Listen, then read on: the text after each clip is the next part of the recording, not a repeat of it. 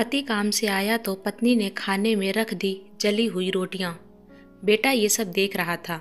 खाने के बाद बेटे ने पिता से पूछा कि क्या आपको जली हुई रोटियां पसंद हैं? पिता ने जो जवाब दिया उसमें छिपा है सुखी जीवन, वैवाहिक जीवन का रहस्य। एक रात की बात है। पति दिन भर का काम करके घर आया। पत्नी ने सब्जी रोटी बनाई और पति को खाने के लिए दे दी।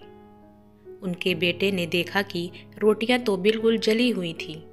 बच्चा ये सोच रहा था कि जली हुई रोटियों पर किसी का ध्यान गया या नहीं। उसके पिता ने वो रोटी बिना कुछ कहे प्रेम से खा ली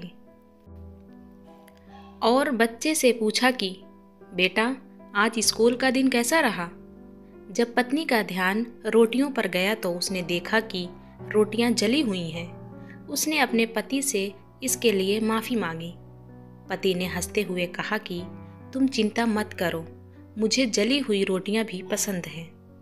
खाने के बाद उनके बच्चे ने पिता से पूछा कि पिताजी, क्या आपको सच में जली हुई रोटियां पसंद हैं? इस प्रश्न के जवाब में पिता ने कहा कि बेटा, मुझे जली हुई रोटियां पसंद नहीं हैं। एक जली हुई रोटी किसी का कुछ बिगाड़ नहीं सकती, लेकिन जले हुए शब्द बहुत कुछ बिगाड़ सकते हैं।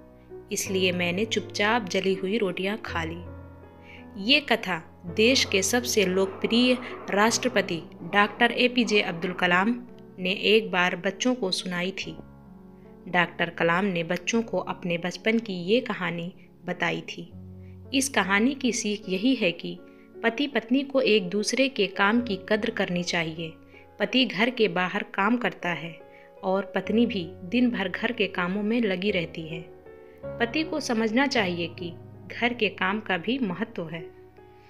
पत्नी को भी थकान होती है,